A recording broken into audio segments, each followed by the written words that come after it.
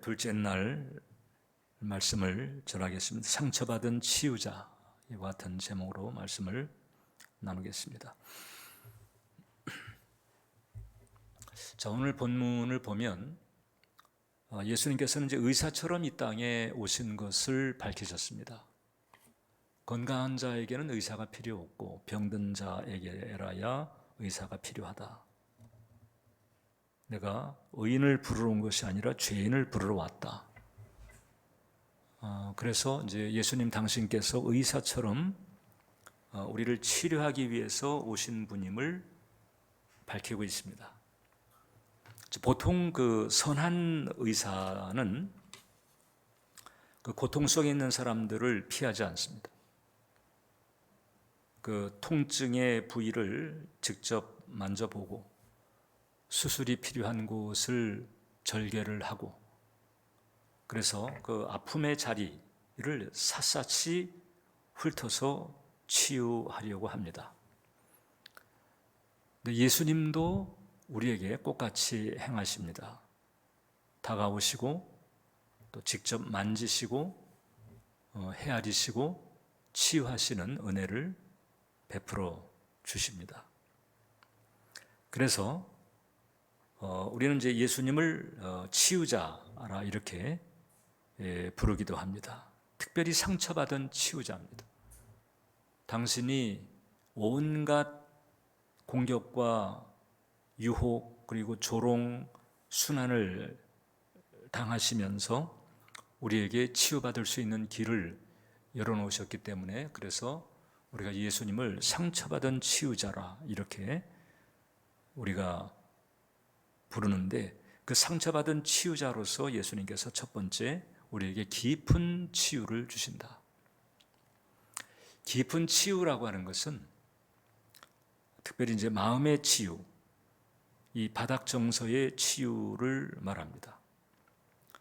예수님은 우리가 이렇게 회피하고픈 그런 상처, 드러내고 싶지 않은 그런 상처, 누구에게도 보이고 싶지 않은 그런 그 부끄러운 마음의 어두움까지도 직면하시고 그리고 다루시고 이제 그것을 고치십니다.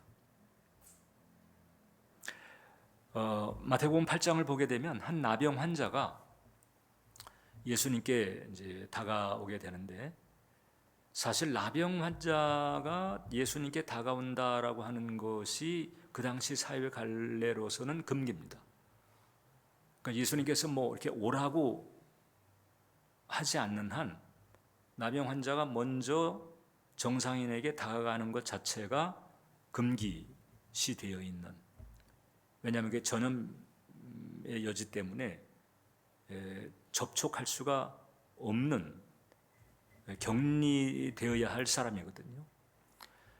그러니까 특히 이제 많은 무리, 군중들이 있는 곳에 나병 환자가 갈 수가 없는 거예요. 근데 이 나병 환자가 예수님께 다가가서 그렇게 간청을 합니다. 예수님, 원하시면 저를 깨끗하게 하실 수 있습니다. 그러니까 예수님께서 치유자 된다는 소식을 이미 들은 거잖아요. 우리가 복음서를 보게 되면 예수님께서 당신에게 나온 사람들은 다 고치셨다 이렇게 기록하고 있습니다. 그러니까 예수님을 통해서 많은 병자가 치유된 소식이 파다하게 퍼진 상태에서 그 소식을 들은 나병 환자가 예수님께 나온 거예요. 그런데 예수님 저를 고쳐주세요 이렇게 할 수가 없었습니다. 왜냐하면 그 당시 나병이라고 하는 것은 천형으로 간주가 되었기 때문에 그래서 이 예수님께서 나를 고치기를 원하실지도 자신이 없었던 거죠. 그래서 원하시면 저를 깨끗하게 하실 수가 있습니다. 이렇게 했을 때에 그 예수님께서 이제 하신 액션이 상당히 흥미롭습니다. 자, 우리가 이제 공생의 쭉 예수님 행적을 보게 되면 귀신을 쫓아내시거나 병든 자를 고칠 때 말씀으로 말씀을 선포하시면서 뭐 어떤 액션이라든지 터치라든지 뭐 그런 경우도 있었지만 그렇지 않은 경우가 더 많았거든요. 그러니까 말씀만 하셔도 치유가 일어날 수 있지만 예수님께서는 굳이 그에게 이제 손을 내밀어서 그를 만지시는 거예요. 그에게 손을 대셨다는 거죠. 일단 부정한 사람이에요. 그 혈루병도 마찬가지고 나병도 마찬가지고 일단 그 사람이 손을 대면 접촉한 사람이 부정하게 됩니다. 부정하게 됐다라고 하는 것은 이제 하나님과의 관계가 이제 막혔다라는 것을 말하는 거예요. 하나님과의 관계가 막혔다. 그것은 이제 하나님의 축복의 흐름이 중지됐다. 이런 상태가 되는 거죠. 그러니까 어느 누구도 이 나병 환자나 혈병 앓은 여인, 뭐 혹은 죽은 시체라든가 이런 것은 이제 터치를 하지 않으려고 하는 거죠. 그런데 예수님께서는 굳이 손을 내밀어서 그 나병 환자를 만지십니다. 그러니까 사회적으로도 위생상 금기였을 뿐만 아니라 일단 율법에 명백하게 그런 사람들은 터치하지 않도록, 왜 부정을 타니까 그렇게 규정되어 있는 부정한 행위임에도 불구하고 예수님께서는 접촉을 택하시는 거예요. 접촉을 택하셨다. 왜냐하면 지금 이 사람에게 필요한 것은 이제 신체적인 질병의 필요만이 아니고 그 신체적인 질병이 생긴 그때로부터 수없이 이렇게 핥히어진 것처럼 상처난 그 마음, 그 바닥 정서, 이것도 치유가 필요하기 때문에 예수님께서 접촉을 하신 거죠. 이 엄청난 분이 내게 손을 대다니,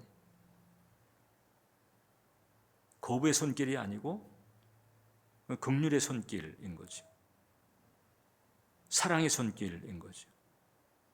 그러니까 이게 뭐 나병이 치유가 되지 않아도 그냥 손길로 이렇게 타치를 해줬다는 것만 해도 이 사람은 뭐 다 된 것과 같은 그런 마음을 가졌을 거예요. 그런데 둘 다 일어납니다. 신체적인 질병의 치유도 일어나고 그 다음에 그 마음의 바닥도 치유가 일어납니다. 그래서 예수님께서 우리에게 오셔서 치유를 베풀어 주시는데 그것은 신체적인 질병만이 아니라 그로 인한 그 마음의 상처도 치료해 주신다. 어떤 경우는 아예 이제 주님께서 직접적으로 컨프런테이션, 그냥 바로 치고 들어가서 직면을 시키는 경우가 있습니다. 어떤 경우? 치료가 필요한 사람이 치료한 부위를 이렇게 드러내지 않는 거예요. 여러분, 몸이 아픈 사람이 병원에 갔으면 의사에게 그 통증과 관련된, 환부와 관련된 사항들은 시시콜콜 다 얘기를 하는 게 필요하죠.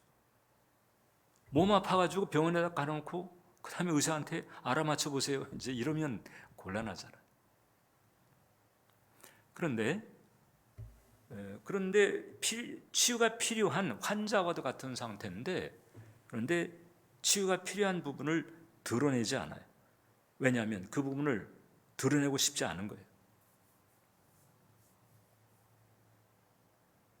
대표적인 사람이 바로 수가성의 여인입니다. 그 사마리아 지역을 지날 때에 예수님께서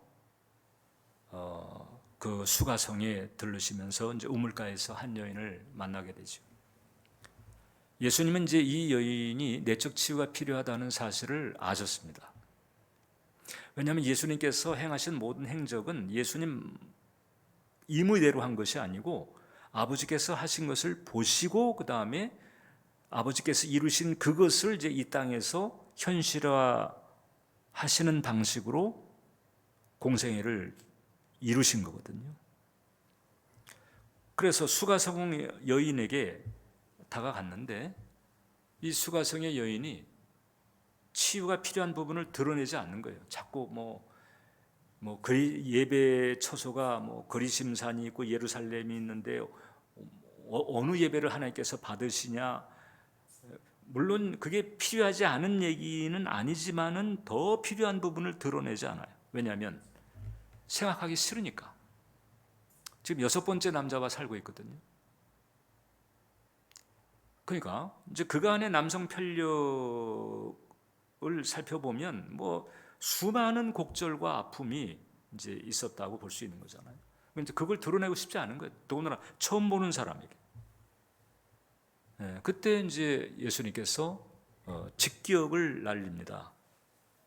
어느 정도 말을 받아주시다가 그 다음에 어느 순간에 딱 내 남편을 데려오라. 그러니까 이제 이 여인이 여기서 이제 움찔하는 거죠. 내 남편을 데려오라. 남편이 없습니다. 맞다. 지금 네가 살고 있는, 같이 살고 있는 남자도 네 남편이 아니지. 지금 자기가 행했던 그 모든 것을 그냥 다 꿰뚫고 아시는 것처럼 말씀을 하시는 그 앞에 이제 수가성 여인이 딱 바로 마음의 무릎을 탁 꿇게 되는 거예요. 그래서 그 마음 가운데 있었던 깊은 상처, 이제 이것을 이렇게 드러내시면서, 이게 이제 드러나야 치유가 되는 거거든요. 이게 드러나지 않거나 본인이 드러내지 않거나 어떻든 그게 드러나지 않게 되면 치유는 일어나지 않습니다.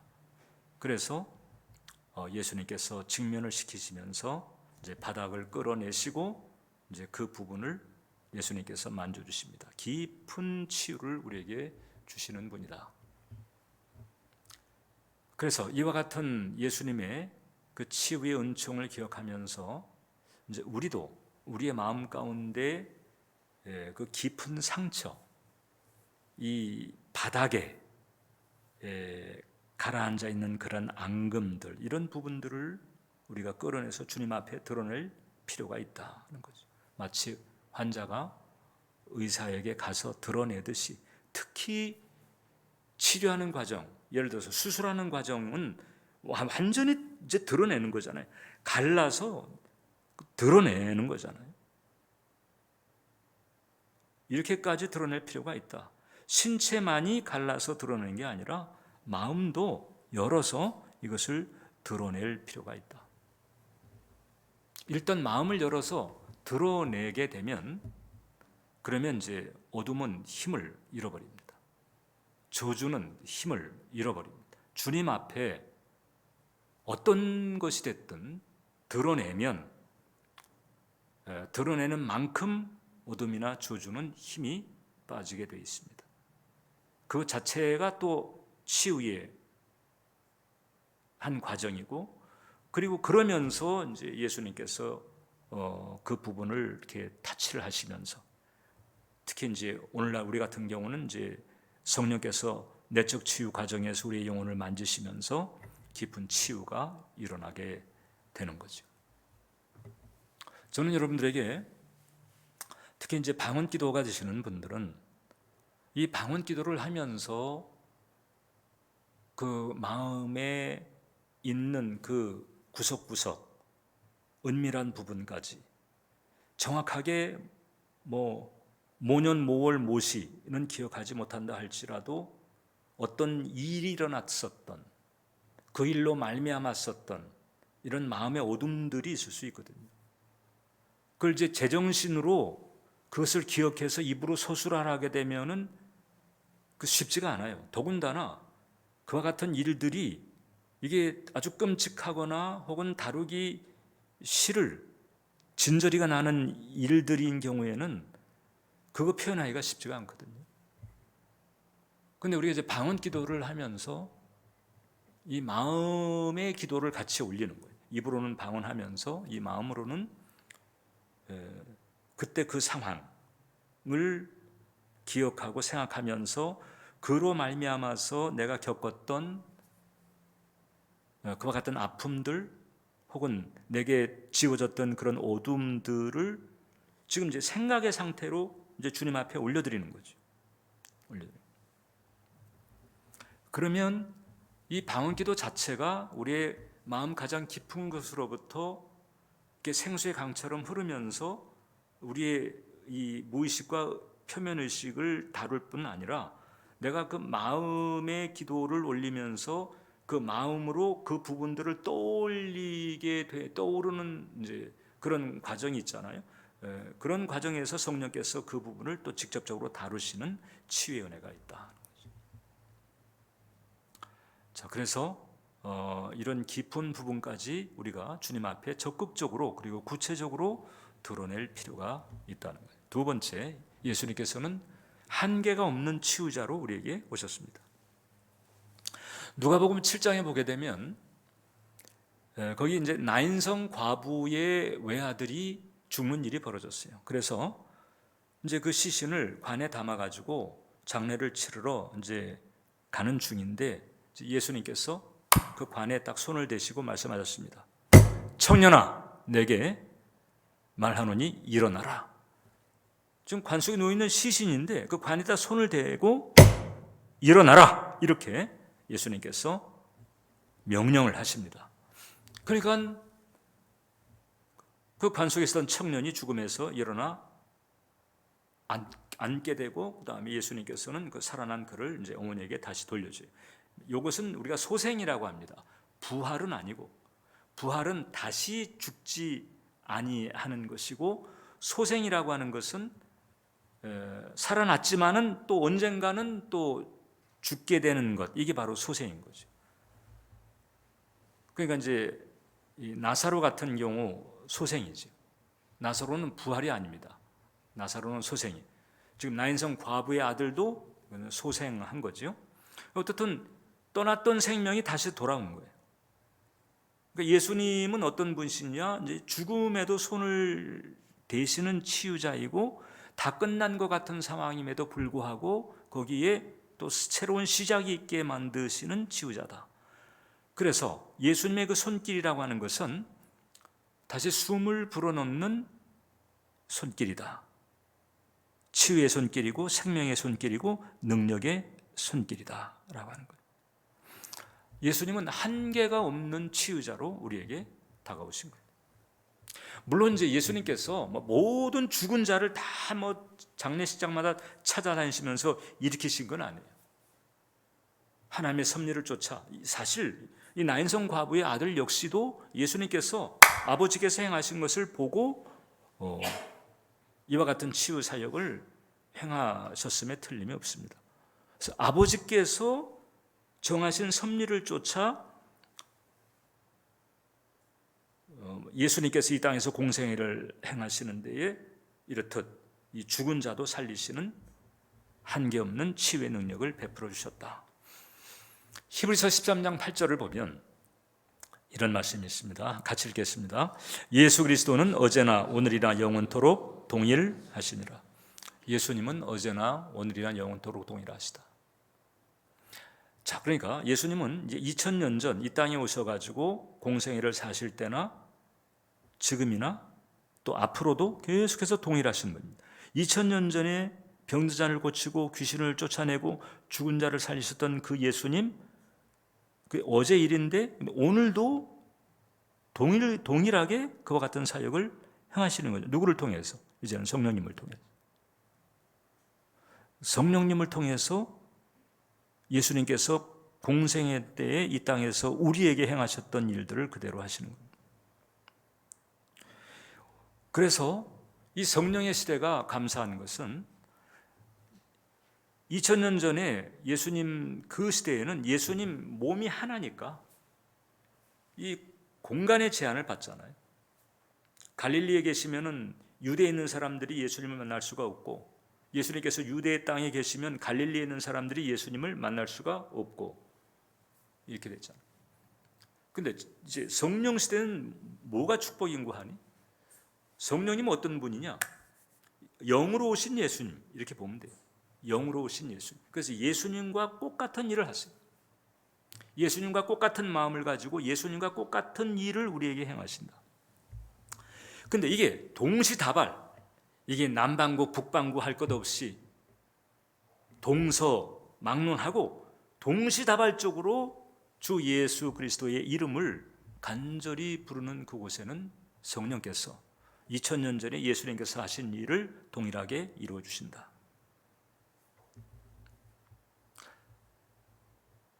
한 기독교 신앙을 가지고 있는 의사인데 이제 심장 수술을 하게 됐는데, 심장 수술을 하는 과정에서 예기치 않게 심장이 턱하니 멈췄다는 거예요. 그리고 다시 움직일 기미를 보이지 않게 되니까 온 수술실이 다 얼어붙었어요. 이제 이 수술하다가 이제 사망 신고를 하게 될 판입니다. 이때 이 의사가 최선을 다해서 어떻게 했는데 안 되니까 이제 수술실에서 이제 아무것도 통하지 않는 그 상황에서 기도를 한 거예요. 예수님, 주님이 만져주세요. 그리고 주의 이름을 부른 것입니다. 어제 우리가 주의 이름을 부른 자는 구원을 얻으리라 말씀 나눴잖아요. 주의 이름을 부른 거예요. 예수님이 주님이 만져주셔야 됩니다. 그리고 간절한 마음으로 기도를 한 거예요. 마음의 기도를 올린 거죠. 그리고 계속해서 집중하고 있는 그런 상태인데 옆에서 수술 보조하는 사람이 다시 심장이 뜁니다. 이제 그렇게 심장이 다시 박동하기 시작하고 그래가지고 이제 성공적으로 그 수술을 마치게 됐어요. 그 의사가 나중에 이제 그 가족들하고 수술에 대해서 얘기하는데, 주님께서 치유하셨습니다. 주님께서 여러분의 가족을 직접 치유하셨습니다. 이렇게 간증처럼 말을 했더라는 거예요. 참된 치유는 주님의 손에서 일어나는데 내가 의사이긴 하지만은 나는 그 손의 도구일 뿐입니다. 저도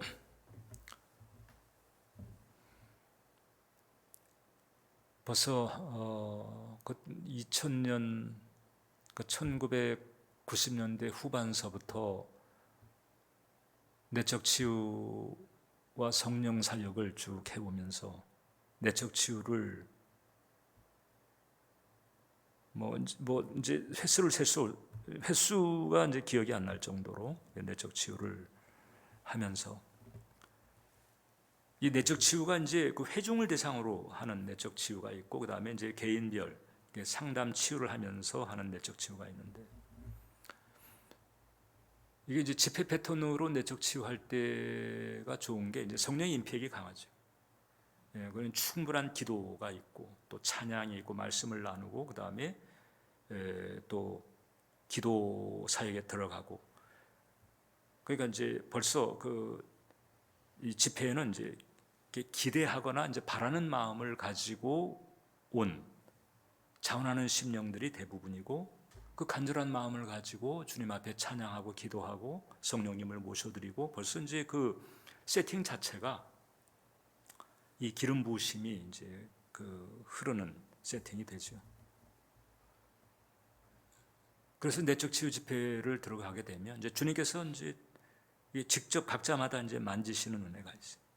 그러니까 저는 참가자들이 많으니까 사람마다 이제 겪는 여러 가지 그 아픔이 종류가 다르잖아요. 아픔의 종류가 다르면 처방도 달라야 되거든요. 그래서 한 사람 한 사람 이렇게 치유하는 것이 가장 이제 정확한데, 근데 이 집회에서는 그 집회에 부어주시는 그 임재와 기름 부으심이 있다 보니까 성령께서 직접 만드세요.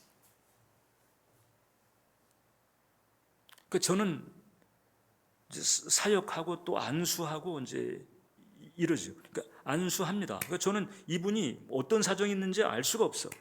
물론 개인적으로 교분 있는 분들은 어느 정도 감을 잡지만 전혀 모르는 사람들이 거의 대부분이거든요. 그러면 저는 이제 손을 얹을 뿐이에요. 이 손이 주님의 손이 되기를 바라는 거죠. 주님의 도구가 되기를 바라는 거죠. 이 손 위에 주님의 손이 얹혀져서 그래서 이 영혼을 만져주시도록. 그러니까 오늘날은 성령님이 주님의 손이에요. 공생애 때는 예수님께서 직접 나병 환자도 터치를 하시고 죽은 사람이 누워있는 관에도 터치를 하시고, 아이고 우리도 그 주님 손 한번 터치받았으면 좋겠다. 그런데 걱정할 게 없는 게 성령님이 주님의 손길입니다. 할렐루야. 성령님이 성령께서 임하시면 주님의 손길이 터치가 있는 것과 같은 거예요. 성령의 임재가 있고 성령의 기름 부으심이 있고 성령의 터치가 있으면 그건 주님께서 손길로 터치한 것과 같다. 저는 뭐 그런 치유 사례들 뭐 수도 없이 많이 직간접적으로 경험을 한 거예요. 그리고 희한하게 각자를 아시는 성령께서 한 영혼 한 영혼을 품어주시면서 마치 1대1로 마치 의사가 환자를 다루듯 그 집회 기간 동안 혹은 기도 사역하는 시간, 찬양과 기도를 올리는 그 시간에 다가가셔가지고 예수님을 보게 하시고 예수님의 임재를 체험하게 하시고, 저는 앞에서 찬양 인도하고 기도 인도하고 그 다음에 안수한 것밖에 없는데 그런 치유 체험들을 하면서 20년, 30년 묵었던 납덩이 같은 마음의 짐들을 정리를 하고, 말이 안 통하는 이 해외 사역할 때도 마찬가지죠. 대만 같은 데는 이 대만도 중국 대륙하고 비슷해가지고 울지를 않아요. 이 사람들은 체면 문화가 굉장히 강해요. 우리나라보다 강해요. 그래서 가족장이 일어나도 울지를 않아요. 울면은 부끄러워요. 이런 그 문화가 있는 그런 곳입니다. 그 대만에 그때 그 타이중이라고 하는 데를 가서 그때 이제 현지인 교회 4교회가 연합해 가지고 그 타이중 대학의 기숙사를 빌려 가지고 이제 2박 3일간 집회를 하는데, 그 기숙사에 이제 합숙을 하고 그다음에 그 타이중 대학의 강당을 빌려 가지고 이제 방학 때죠. 강당을 빌려서 이제 치유 사역을 했어요. 이 뭐 이미 이제 집회 전에 그 현지 선교사들하고 이제 얘기하는 과정에서 뭐 눈물 안 흘리기로 뭐 엄청납니다. 이미 그런 얘기를 이제 들었는데 제 기억에도 참 저하고 이제 같이 사역하는 간사님들이 있었거든요. 그 집회장이 있었는데 처음 이제 집회가 시작되는 거예요. 다들 이제 도착해가지고 저 뭐 타이베이라든가 뭐 여기저기서 이제 가방 싸고 와가지고 그 다음에 기숙사에 이제 짐 내리고 여장 딱 풀고 좀 쉬었다가 그 다음에 이제 그 오후 2시서부터 첫 집회가 있게 되는데, 그럼 이제 집회장이 딱 있잖아요. 그럼 이제 간사들이 양쪽에 딱 이렇게 이제 도열해가지고 집회장에 들어오는 참가자들을 이제 이렇게 환영해주는 이제 이런 의미에서 도열을 딱 하고 있고, 이제 집회 참가자들이 딱 들어오는 거예요. 이쪽에서는 이제 우리 그 반주하는 이제 간사님이 찬양을 이렇게 반주하고 있고, 이분들이 이렇게 벌써 들어오면서 눈물을 흘리는 거예요. 뭐 사역을 한 게 아니에요. 물론 이제 그 집회를 위해서 뭐 그 전서부터 금식하며 기도하고 그 다음에 그 집회장에 가가지고 미리 가서 또 집회장이 임하실 하나님의 은총을 간구하면서 기도하고 이제 그런 준비가 물론 있었죠. 그런데 이분들이 집회장에 딱 들어오면서 그 양쪽에 이렇게 도열해 있는, 그때 뭐 간사분들이 한 7, 8명 이제 갔는데 그 양쪽에 딱 있고 그다음에 가운데로 쭉 들어오는데 벌써 들어오면서 그냥 눈물을 또 그냥 줄줄줄 흘려. 그리고 돌아가지고 이제 자리를 이렇게 잡고 있는데 벌써부터 그 성령이 터치하시는 은혜 때문에 그 마음에 있는 어떤 그런 벽들 혹은 경계심들, 뭐를 어떻게 하나 뭐 이런 마음도 이제 있었던 건데 벌써 거기서 화르륵 허물어져. 그러니까는 첫날서부터 집회가 얼마나 깊이 들어갔는지 그런 기억이 있습니다. 성령님이 주님의 손길이에요. 성령님이 주님의 손길. 그 뒤에도 그러다 보니까는 한 3번을 이제 더 갔었는데 간증을 그렇게 해요. 난 우리 아버지가 죽었을 때도, 우리 어머니가 죽었을 때 난 안 울었던 사람이었다. 한 중년 아줌마였는데 안 울었던 사람인데 이번 집회 때 내 평생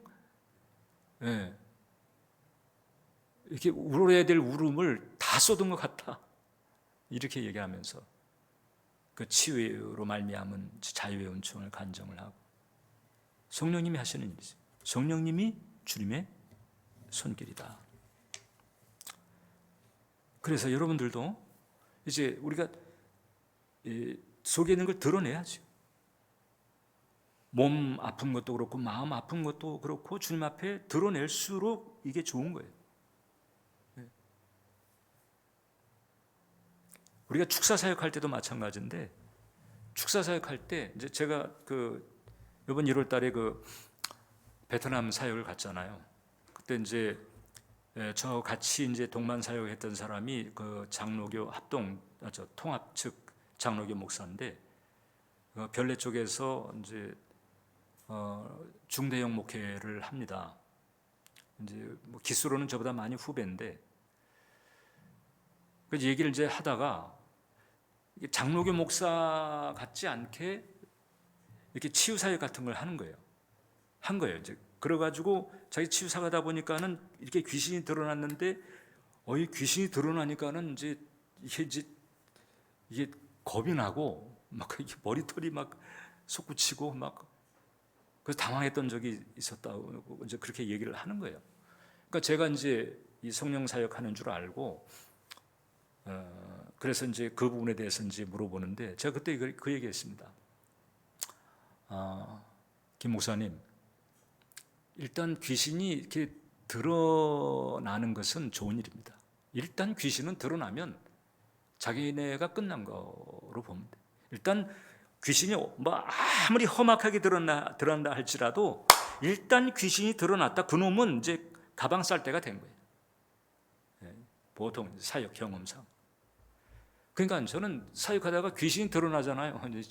이제 저놈은 이제 떠날 때가 됐구나. 알아요. 너 떠날 때 된 거 알지? 그러면 안 돼. 드러내는 거죠. 벌써 이제 정리하려고 드러내시는 거거든요. 근데 이제 그런 이제 좀 코칭을 좀 나눴는데, 그 뒤에 이제 저한테 이제 이렇게 다른 목사님을 통해서 들어오니 얼마나 도움이 됐는지 모른다. 그런 치유 사역하면서 여러 가지 현상이 나타나는데, 이게 그쪽 교단에서는 뭐 어디 가서 배울 때도 없고 어떻게 해야 될지 모르고 현상은 일어나고 이랬는데, 이제 그런 나눔을 통해 가지고 얼마나 도움이 되고 이제는 담대하게 평안하게 그런 이제 상황들을 다룰 수가 있게 됐다. 이제 이런 사의를 이렇게 표해 오더라고요.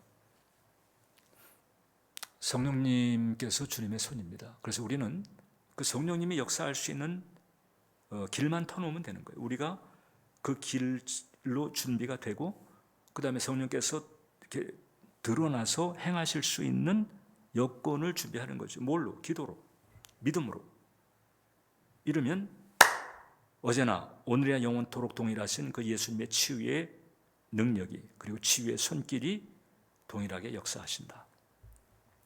그래서 마가복음 16장 18절 하반절에 이런 구절이죠. 병든 사람에게 손을 얹은즉 나으리라.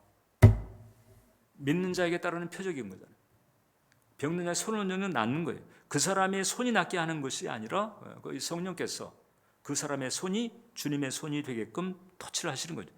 성령님이 역사하시면서 마치 주님의 손이 터치가 된 것처럼 치유 역사가 일어나는 거예요. 여러분들의 손길을 통해서 주님은 그런 일을 행하기를 원하신다.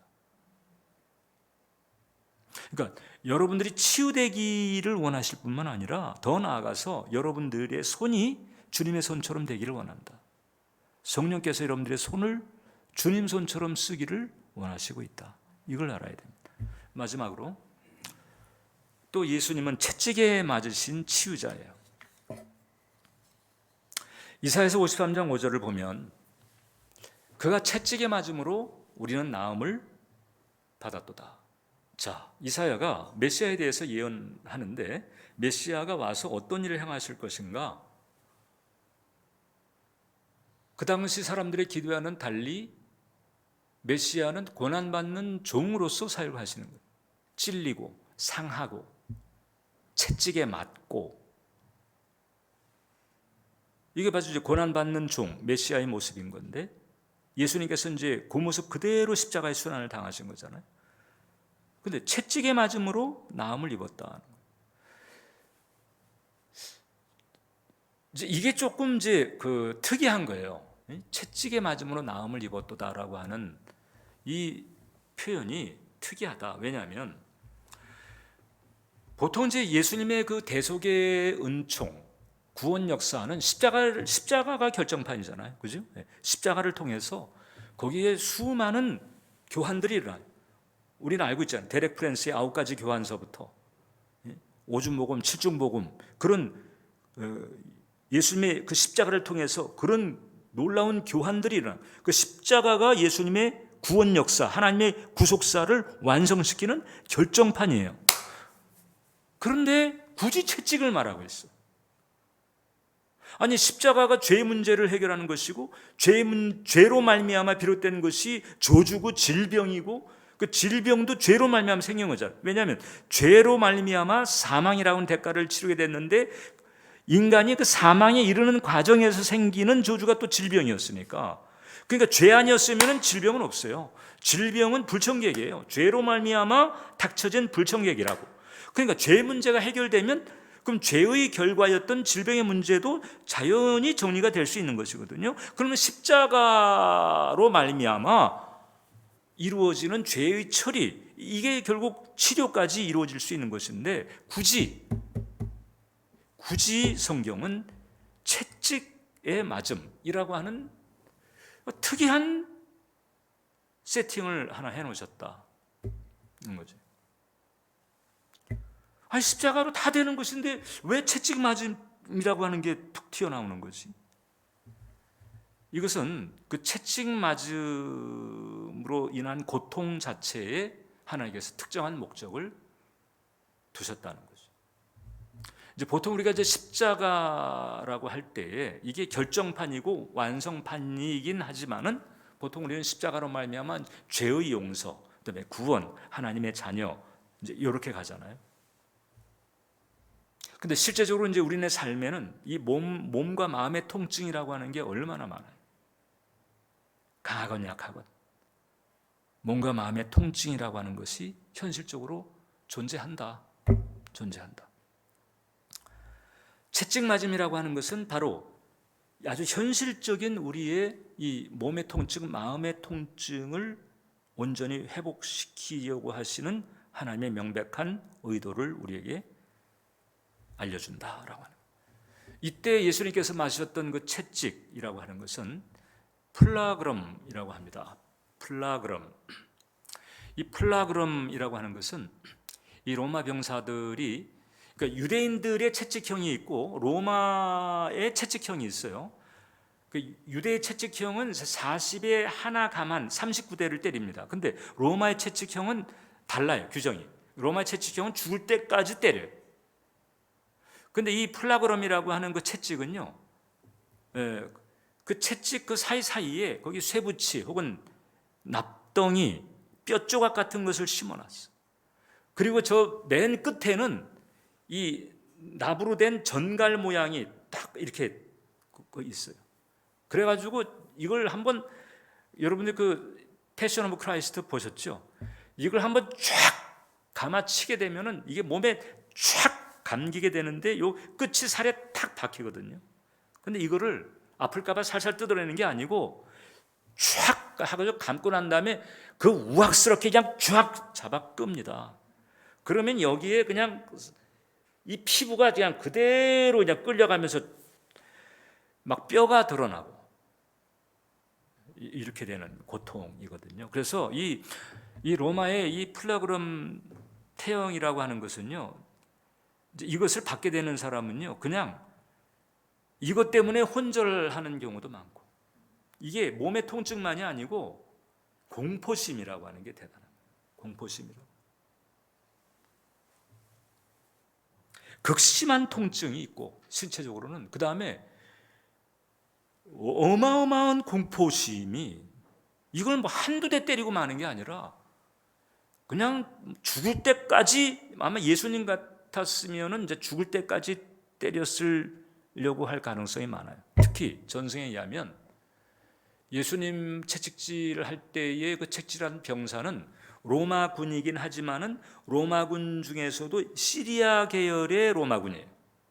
그러니까 로마군도 이 정통 이태리 출신이 있는가 하면 정복지에서 이제 그 군의 편제에 소속된, 그래서 시리아 계열의 로마군이 있다는 거죠. 일부러 시리아 계열의 로마군에게 맡겼다는 설도 있어요. 왜냐하면 수리아, 이 수리아, 여기는 역사 내내 이 이스라엘하고는 숙적 관계, 우리나라하고 일본 같은 거. 우리나라하고 일본. 우리는 일본 사람이라고 안 그러잖아요. 일본 놈이라고 하잖아요. 그러니까 이 시리아 계열의 로마군에게 일부러 채찍을 맡겨가지고 더 무자비하게 이렇게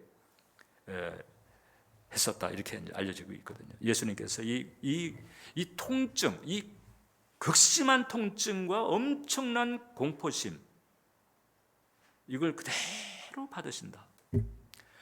하나님께서는 이 채찍 맞으심이라고 하는 것을 특정하신 거예요. 십자가가 결정판이 있음에도 불구하고 채찍 맞으심이라고 하는 부분을 특별하게 이렇게 구별하신 이유, 뭔가 마음의 통증을 예수님께서 걸머주신다, 이거죠. 존 스타터 목사님이 그래서 그런 얘기했습니다.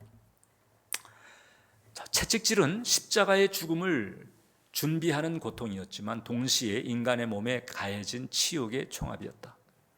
인간의 고통을 대신 짊어진 행위 자체로 그것은 육체와 영혼의 병을 모두 포함한 치유의 상징이었다. 알리스터 맥그라스, 사실 두 분 다 이제 영국 사람인데, 알리스터 맥그라스는 뭐 현대의 변증가잖아요. 이제 이렇게 얘기를 했습니다. 십자가는 죄의 결과인 영적 단절과 형벌을 다루지만 채찍은 인간 몸에 각인된 부끄러움과 상처, 사회적 배척을 대신 짊어지는 고난이다. 그러니까 몸의 병, 마음의 병, 관계의 병, 이게 수치심까지 포함해서 이 모든 것을 다 감당하시고, 하나님께서 보실 때 인간에게는 이런 대책이 좀 필요하다. 이 영혼의 구원, 하나님 자녀라고 하는 신분의 획득, 뭐 의인됨, justification, 이것이 결정적이긴 하지만은 그러나 현실적으로 봤을 때 이 몸과 마음의 이 극심한 통증과 공포심, 두려움, 수치심, 이런 부분들을 이걸 다룰 필요가 있다. 이 죄로 말미암아서 막 만신창이가 된 그런 상태, 이 부분은 특별히 하나님 입장에서도 이렇게 채찍 맞음이라고 하는 이런 특정한 세팅을 통해서라도 이 부분은 내가 다루고야 말리라. 저는 그래서 이게 얼마나 난 이 주님의 배려가 난 감사한지 몰라요.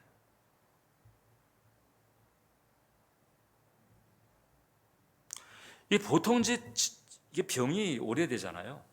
병이 오래되면 이 정서적 에너지, 신체적 에너지가 많이 들어가죠. 이게 이제 본인도 그렇고 가족들도 그렇고, 이게 무기력감 같은 거, 그 다음에 경우에 따라서는 이제 무가치감 같은 것도 들을 수 있어요. 이게 오래되다 보면. 그 다음에 이제 소외감 같은 것이 또 들죠. 그리고 당사자 입장에서 본다면 미안함 같은 게 드는 거예요. 나만 아니면 우리 식구들이 편하게 살 텐데. 미안함 같은 게 들어요. 가지가지 종류의 소외가 이 오랜 지병에는 스며들어오거든요. 그냥 몸만 아픈 게 아니에요. 마음이 무거워요.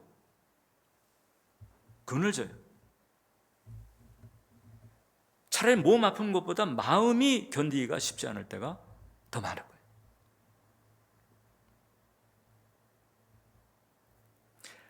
근데 주님이 그걸 다 헤아리는 거예요. 사람들은 미처 헤아리지 못해도 주님은 그걸 다 헤아려요. 그래서 채찍에 맞으신 치유자 되신 예수님을 우리가 이렇게 이해하고 헤아리면서 채찍에 맞으신 치유자 되신 주님을 부르게 되면 구원이 일어난다. 구원이 일어난다. 어떤 형태로든 구원이 일어난다. 그래서 예수님은 십자가에서 용서를 완성하셨고 그 다음에 채찍에 맞으심으로 고통을, 현실적 고통을 실제로 대신 걸머주신 거예요. 그래서 이제 예수 그리스도를 믿는 이로 하여금 단지 죄 용서받은 사람만이 아니고요, 회복된 사람, 치유된 사람, 그래서 이제 전인적인 구원의 은총을 받은 사람이 되게 만드셨다. 이것이 바로 채찍에 맞으신 이유라고 하는 거죠. 하나님께서는 이모저모 다 살피시면서 필요한 모든 것은 다 이렇게 챙겨주셨다. 오늘 여러분들과 함께 치유자 되신 예수님에 대해서 살폈습니다. 우리의 깊은 곳을 치유하시고 한계가 없는 능력으로 치유하시고 지금도 성령으로 우리를 터치하시면서 어떤 종류의 심신의 고통이 됐든지 그것을 대신 걸머지면서 우리로 하여금 그 대속의 은총 가운데에서 치유를 누릴 수 있는 길을 열어놓으신 주님을 마음속에 깊이 모셔드리면서 그 치유의 은혜 경험하게 되시기를 주님의 이름으로 축원합니다. 자, 오늘 우리